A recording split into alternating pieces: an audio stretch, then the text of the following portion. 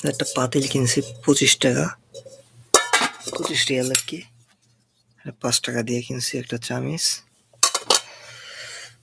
আর চাউল আছে, চাউল এই যে 5 কেজির 1 বস্তা, 22 টাকা।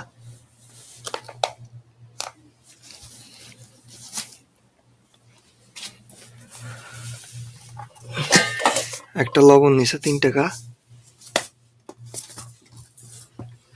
তেল এটা কিনছি সানি 13 টাকা, 13 রিয়াল। আর আলু কিনছি, আলু আর পেঁয়াজ মিলাই 11 রিয়াল দিয়ে কিনছি। এই মোট আমার বাজার।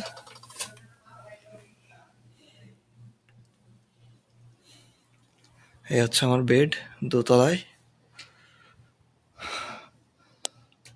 এসি আছে, ভালো ডেকোরেশন আছে, কোম্পানির সবকিছুই ভালো। সৌদিতে আসার পরে এই প্রথম আমার বাজার।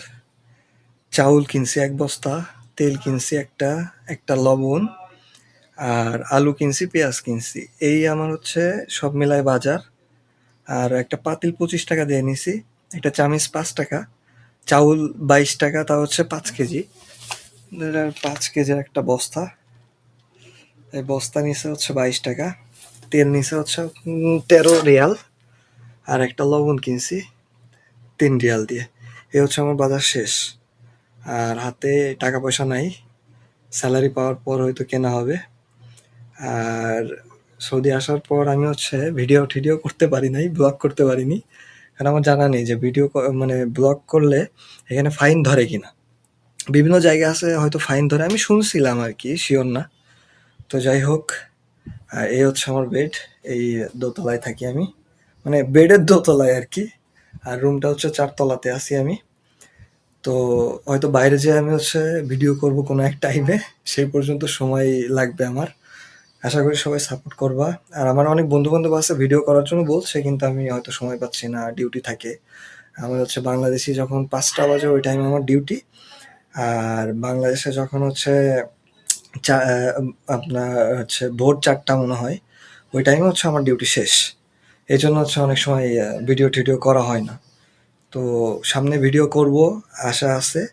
আর লাইভ কিভাবে চলতেছে, আমি আসার পরে কিভাবে আসছি, কি কি করছি বা কোথায় ছিলাম, সব নিয়ে ভিডিও করব আগামীতে। এখন পরিস্থিতি হয়নি। আর এখানে সবথেকে একটা কথা হচ্ছে, আমরা যেখানে কাজ করি ক্লিন শেপ থাকতে হয়, যদিও চেহারা ভালো না, কিন্তু ক্লিন শেপ করাটা আর কি দরকার, না হলে এখানে ফাইন ধরে। আপনার হচ্ছে স্যালারি কেটে নেয়, এমন আর কি অনেক সমস্যাই আছে। আমি সব বিস্তারিতভাবে ভিডিও করব। দেখা হবে নতুন কোনো ভিডিওতে সামনে, আগামীতে। সেই পর্যন্ত সাথে থাকবা। বাই।